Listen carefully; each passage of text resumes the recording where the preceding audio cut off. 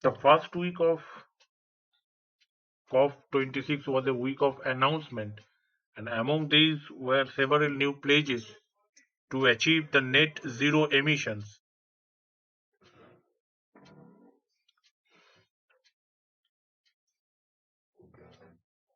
The climate justice has to be the bedrock of these actions.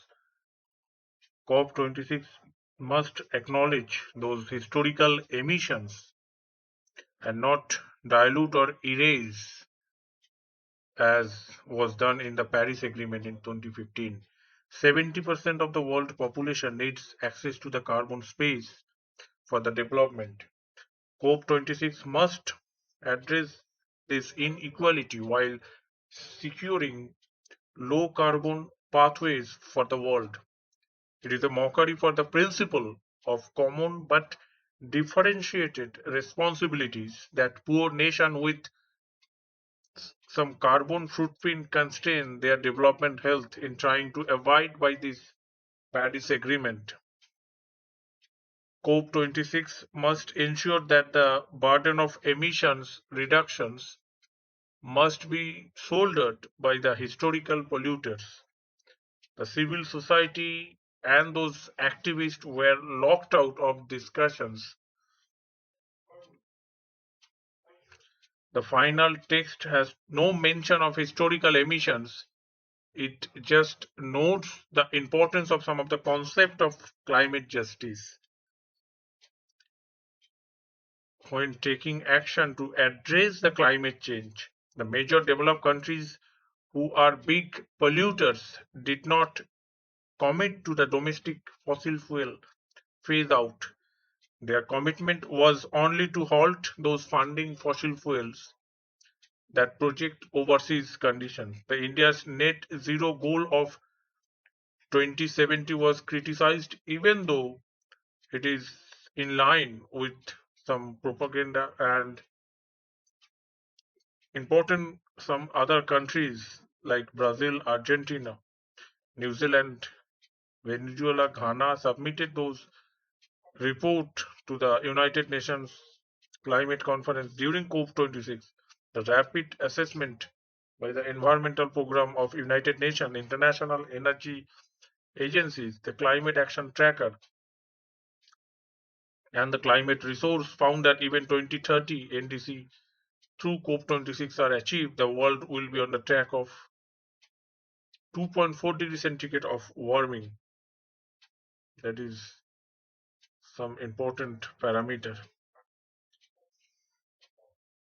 The Between 1870 and 2019, the US, UK, European Union, Canada, Australia, Japan, and Russia were responsible for 61% of the world carbon dioxide emissions. Due to their historical emissions at the 1992 UN Earth Summit in Rio, Brazil, the policymakers agreed on an equitable approach for decarbonization. Rich nations could bear the burden so that the poor countries had more time to industrialize and develop.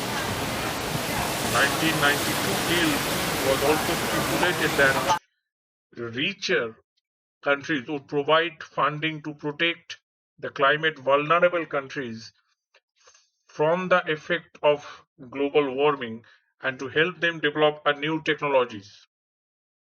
Those promises remain unmet even 30 years later. At COP26, the rich countries did not deliver on the commitment to mobilize the jointly US $100 billion a year climate finance immediately and did not specify an upwardly revised amount after 2025.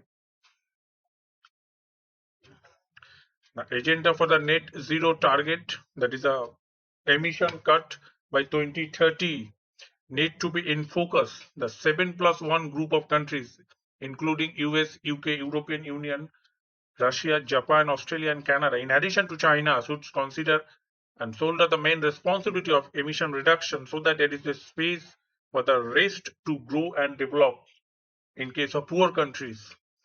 And the concept of net zero emissions was heavily criticized as the meaningless greenwash and the need of short-term emission cuts in the pre-2030 ambition entered into the common factor, and it is notable that simultaneously criticism of the very concept of those net zero emission throughout the conference, that civil society, scientists, and even country delegates criticizing it as a greenwashing and delaying tactic for developed nation to shrink those emission reduction responsibility in the near future.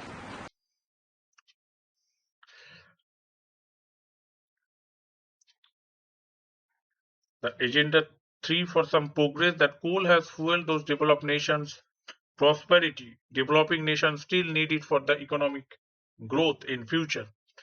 And in COP26, at least 29 countries committed to end those international public finance for unabated oil, gas, and coal by the end of 2022, and making COP26 the first climate deal to produce the clear plan to reduce the coal consumption. Following India's past and last minute intervention, the parties committed to phase down instead of phase out that fire those power generation in future.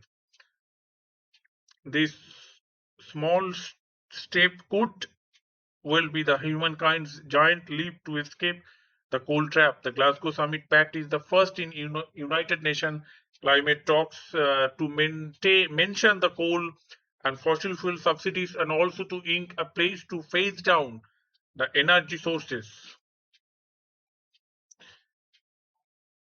The fourth agenda for the Chinese diplomat, that China has been in the spotlight. It is the world's largest emitter and will take up 33% of the remaining carbon budget for this decade.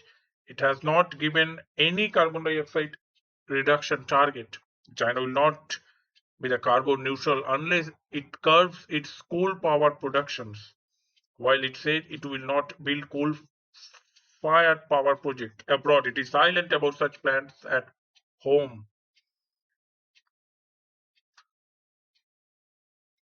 The United Nations and European Union described the declaration as encouraging the bilateral cooperation between the two biggest global emitters should boost those negotiations. At COP26, tweeted this for the climate envoy and those important members that explain that how to tackle those climate crises that requires international cooperation and solidarity. And this is an important step in the right direction. A closer look at the text, the cast doubt at the intention of the superpower. Both the polluters recognize that there is a significant gap between their effort and what is needs to be achieved, the goal of the Paris Agreement, and agreed to jointly raise those ambition in the 2020